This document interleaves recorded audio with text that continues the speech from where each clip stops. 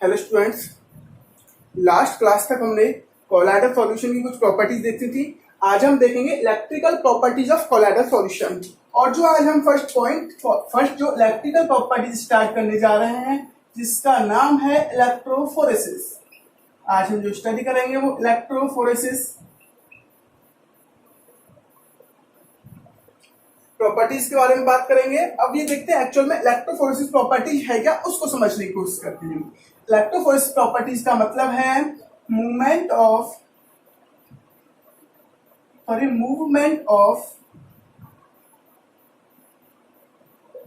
Colloidal particle. Movement of colloidal particle. Colloidal particle का मतलब है dispersed phase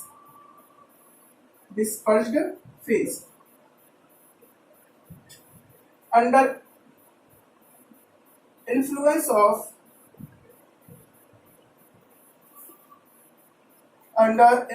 of electric field. अगर आप इलेक्ट्रिक फील्ड अप्लाई करो उस दौरान कोलाइडल पार्टिकल का जो मूवमेंट होगा उसी को हम इलेक्ट्रोफोरेसिस कहेंगे।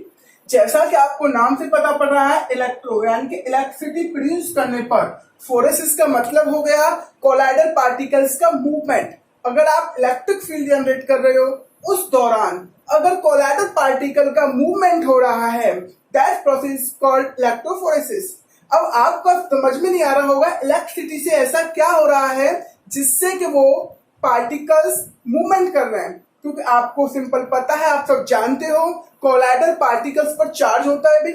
अगर कोलाइडल पार्टिकल देखो, अगर आपका कोलाइडल जो आपका सॉल्यूशन है वो टू फैक्टर से मिलकर बनता है, एक डीपी यानी colloidal particle and second is DM disperse phase. अगर कोलाइडल यानी कि डीपी यानी कि डिस्पर्ज पार्टिकल या डिस्पर्ज फेज या कोलाइडल पार्टिकल पर अगर पॉजिटिव चार्ज होगा तो डीएम पर नेगेटिव चार्ज होगा, और कोलाइडल पार्टिकल या डिस्पर्ज फेज पर नेगेटिव चार्ज होगा तो डीएम पर क्या चार्ज होगा, पॉजिटिव चार्ज होगा।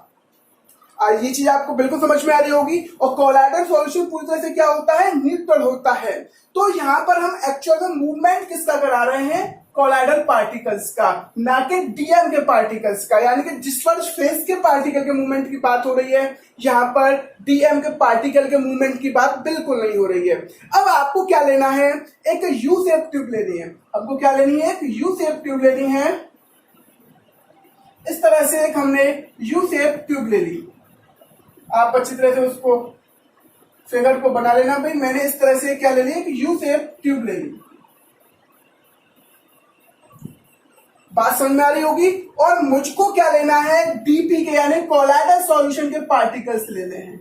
इसके पार्टिकल लेने हैं हमको, कोलाइडल सॉल्यूशन के पार्टिकल्स लेने हैं। इसको मैं इस तरह से कर देता हूं, यानी कि आपको यहां पर डीएम के पार्टिकल नहीं लेने हैं। बाय द प्योरिफिकेशन, यानी कि आपको क्या करना है, कोलाइडल पार्टिकल को by the help of dialysis process की हेल्प से डिस्पर्स फेज के पार्टिकल को आप अलग कर सकते हो, और डीएम के पार्टिकल वो क्या हो जाते हैं, वहां से निकल जाते हैं। क्योंकि डीएम के पार्टिकल का साइज डीपी के पार्टिकल से छोटा होता है, जिसकी वजह से डायलिसिस प्रोसेस करने पर डीएम के पार्टिकल डिस्पर्स मीडियम के पार्टिकल तो निकल जाते हैं। बचता क्या है आपके पास, डिस्पर्ज फेज पार्टिकल या कोलाइडल पार्टिकल। आपने कोलाइडल पार्टिकल्स ले लिए और यहां तक क्या फिलअप कर दिया, वाटर पूरी तरह, और उसमें क्या फिलअप कर दिया, वाटर फिलअप कर दिया। यहां पर आपने क्या लिया है, वाटर लिया है, और क्या लिया है, colloidal particles. Suppose it is the colloidal particles. ये ब्लैक क्या है आपके, colloidal particles. Colloidal particles means DP के पार्टिकल यानी डिस्पर्ज फेज। डीएम को आपने by the help of dialysis other physical process की हेल्प से आपने उसको अलग कर लिया है, बस आपने डीपी के पार्टिकल को लिया है। अब आपको ये चेक करना है, ये जो आपका डिस्पर्ज फेज का पार्टिकल है उस पर चार्ज कौन सा है। आपको देखो, मैंने पिछले लेक्चर में आपको बताया था कि कुछ यानी कि मेटल ऑक्साइड होते हैं, मेटल हाइड्रोक्साइड होते हैं, उन पर पॉजिटिव चार्ज होता है। मेटल्स पर नेगेटिव चार्ज होता है। मेटल सल्फाइड पर नेगेटिव चार्ज होता है। एक्चुअल में साइंटिस्टों को ये चीज पता कैसे पड़ी कि इन वाले एलिमेंट यानी कि इन कंपाउंड पर, इन पार्टिकल्स पर पॉजिटिव या नेगेटिव चार्ज होता है। तो उन्होंने इसी एक्सपेरिमेंट की हेल्प से वहां पर चार्ज को देखा। भाई अगर सपोज दैट इस पार्टिकल पर पॉजिटिव चार्ज है तो ये पार्टिकल्स नेगेटिव इलेक्ट्रोड की तरफ जाएंगे, और इन पार्टिकल्स पर अगर नेगेटिव चार्ज है तो ये पॉजिटिव इलेक्ट्रोड की तरफ जाएंगे। अब हमने बस डीपी के पार्टिकल लिए हैं और यहाँ पर इलेक्ट्रिक फील्ड कुछ यहाँ पर एक यहाँ पर हमने प्लेटिनम की रॉड ली है, प्लेटिनम की प्लेट ली है और उसको एक को एनोड से कनेक्ट कर दिया है, दूसरी प्लेट को यहाँ पर एनोड से कनेक्ट कर दिया है। यानी कि एक को हमने मान लिया एनोड और दूसरी जो प्लेट है उसको क्या मान लिया मैंने कैथोड। कैथोड पर एक्चुअल में चार्ज क्या होता है, नेगेटिव चार्ज वो होता है, और एनोड पर चार्ज क्या होता है, पॉजिटिव चार्ज होता है। अगर ये कोलाइडल पार्टिकल पॉजिटिव चार्ज होंगे तो कैथोड की तरफ अट्रैक्ट होंगे, और अगर ये कोलाइडल पार्टिकल नेगेटिव चार्ज रखेंगे तो किसी तरफ अट्रैक्ट होंगे, एनोड की तरफ अट्रैक्ट होंगे। सपोज दैट मैंने ये पार्टिकल FeOH का होल थ्राइस यानी कि हाइड्रोक्साइड का पार्टिकल ले लिया है, और आपको मैं पहले ही बता चुका हूं हाइड्रोक्साइड पर चार्ज क्या होता था, मेटल हाइड्रोक्साइड हो या मेटल ऑक्साइड, इट है पॉजिटिव चार्ज।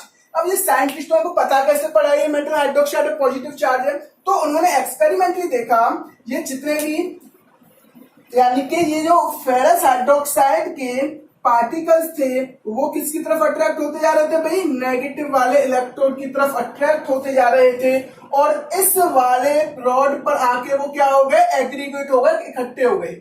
बात को आपको समझना है, जब पार्टिकल इस वाले नेगेटिव वाले रॉड की तरफ चले जाएंगे तो वहां आके इकट्ठे हो जाएंगे, और जैसे ही वो प्लेट पर चले जाएंगे, इलेक्ट्रोड पर चले जाएंगे, तो ये क्या हो जाएंगे, अब न्यूट्रल हो जाएंगे। क्या हो जाएंगे, न्यूट्रल हो जाएंगे। जब पॉजिटिव चार्ज हो क्या मिल चुका है, नेगेटिव चार्ज, तो वो क्या हो गए, न्यूट्रल हो गए, और वो न्यूट्रल होके क्या बना लेंगे, पीपी यानी कोगुलेशन हो जाएगा। उनका चार्ज खत्म तो वो क्या हो जाएंगे, इकट्ठे हो जाएंगे, कोगुलेट हो जाएंगे, और कोगुलेट का मतलब यहाँ पर वो क्या बना लेंगे, दोबारा से पीपीटी फॉर्म कर लेंगे। बात समझ में आ गई होगी, यानी कि जो पार्टिकल्स था उनका चार्ज खत्म हो जाएगा, यहाँ आके वो इकट्ठे हो जाएंगे और एक पीपीटी का फॉर्मेशन कर लेंगे। आई होप इस प्रोसेस आपको बिल्कुल समझ में आ गया होगा। अगर सपोज दैट वो मैंने मान लिया सपोज आर्सेनिक सल्फाइड के पार्टिकल थे, अगर वो आर्सेनिक सल्फाइड के पार्टिकल होते तो नेगेटिव वाली प्लेट पॉजिटिव वाली प्लेट की तरफ जाते, क्योंकि आर्सेनिक सल्फाइड के चार्ज पार्टिकल का चार्ज क्या होता है, नेगेटिव होता है। इस तरह से साइंटिस्टों ने अलग अलग पार्टिकल पर अलग अलग चार्ज को कैलकुलेट किया। अब उन्होंने देखो इन प्रोसेस को थोड़ा सा अलग नाम दे दिया। देखो एक इसको उन्होंने क्या दिया, कैटाफोरेसिस, एक उन्होंने नाम दिया कैटाफोरेसिस इसी प्रोसेस में, और एक नाम दिया था एनाफोरेसिस।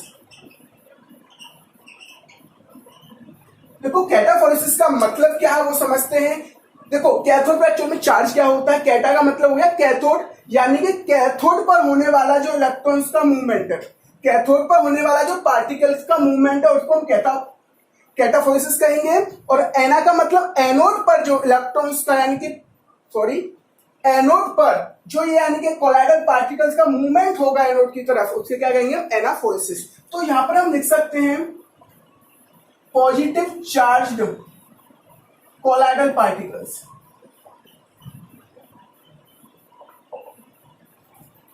मूव टुवर्ड्स, किसकी तरफ मूव करेंगे वो, कैथोड।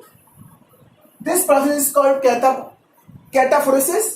और अगर negative charge colloidal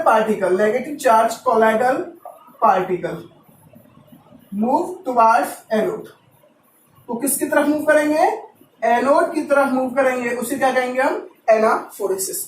I hope आपको ये पूरा प्रोसेस समझ में आ गया होगा। हमने देखा इलेक्ट्रोफोरेसिस प्रोसेस में एक्चुअल में कोलाइडल पार्टिकल यानी कि डिस्पर्स फेज के पार्टिकल्स का इलेक्ट्रिक फील्ड जनरेट करने पर मूवमेंट होता है, और वहां जाके वो कोगुलेट हो जाते हैं और वहां पीपीटी फॉर्म हो जाता है। लेकिन अगर यहाँ पर कोलाइडल पार्टिकल की जगह हम डिस्पर्जन मीडियम का मूवमेंट कर दें तो उस प्रोसेस को हम क्या कहेंगे, इलेक्ट्रो ऑस्मोसिस। आओ अब इस प्रोसेस को समझने की कोशिश करते हैं।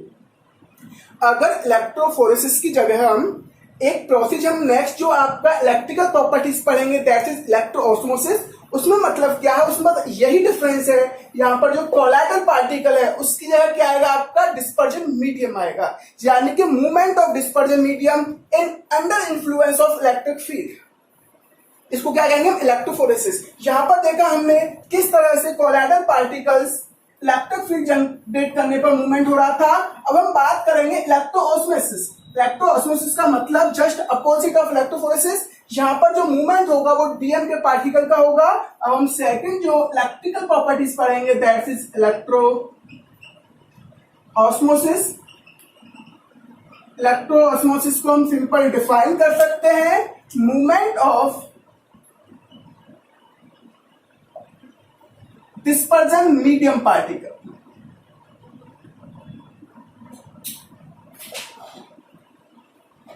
Movement of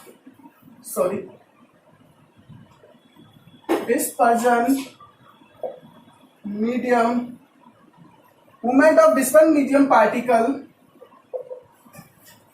under influence of electric field, under influence of electric field। अगर आप इलेक्ट्रिक फील्ड जनरेट करते हो उस दौरान डिस्पर्जन मीडियम के पार्टिकल्स का जो मूवमेंट होगा उस प्रोसेस को हम इलेक्ट्रोऑस्मोसिस प्रोसेस कहेंगे। अब हम समझने की कोशिश करते हैं किस तरह से इस प्रोसेस को हम कर सकते हैं। देखो सिंपल था, इस तरह से एक हम सेटअप बना ले सकते हैं।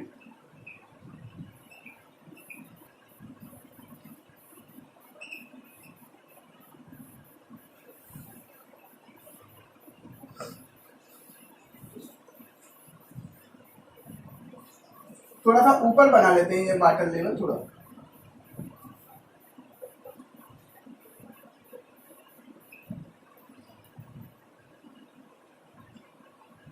ये दोनों तरफ हम इसको मैं थोड़ा सा ब्लैक से रिप्रेजेंट कर देता हूं।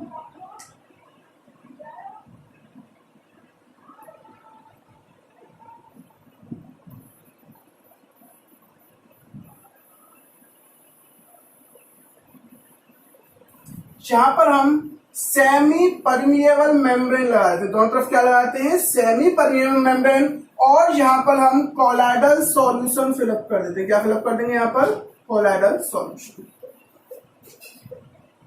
यहां पर हम कोलाइडल सॉल्यूशन फिलअप कर देंगे और दोनों तरफ क्या लगा देंगे, सेमी परमिएबल मेम्ब्रेन।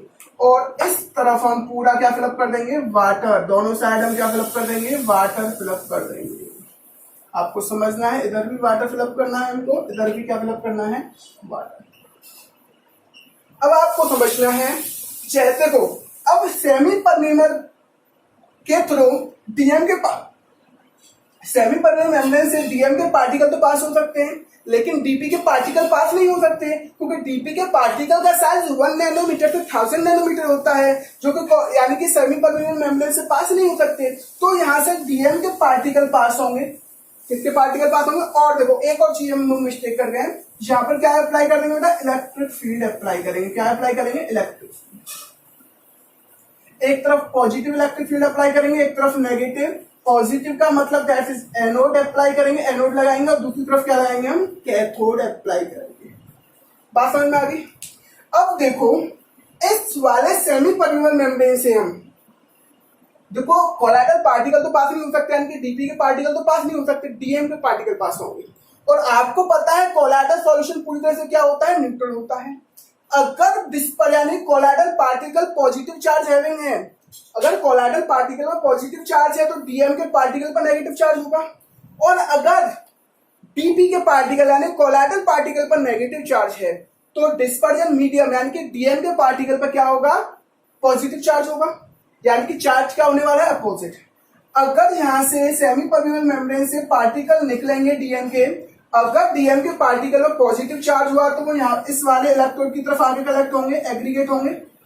और अगर डीएम के पार्टिकल पर नेगेटिव चार्ज हुआ तो वो पॉजिटिव चार्ज पर आके अट्रैक्ट होंगे। बात आपको समझ में आ रही होगी। और डीएम पर अगर पॉजिटिव चार्ज है तो वो नेगेटिव की तरफ अट्रैक्ट होंगे, तो ये 100% कंफर्म हो जाएगा डीपी पर चार्ज क्या होगा, नेगेटिव होगा। और अगर डीएम किसकी तरफ अट्रैक्ट हो रहा है, पॉजिटिव की तरफ अट्रैक्ट हो रहा है, तो उसका मतलब क्या है, यानी कि डीएम क्या है, नेगेटिव, तो डीपी पर क्या होगा, पॉजिटिव चार्ज, यानी कि एक दूसरे क्या होगा, उनमें अपोजिट चार्ज होगा। इस प्रोसेस को ही हम क्या कहते हैं, इलेक्ट्रोऑस्मोसिस प्रोसेस कहते हैं। आई होप आपको ये चीज यहां तक बिल्कुल क्लियर हो गई होगी।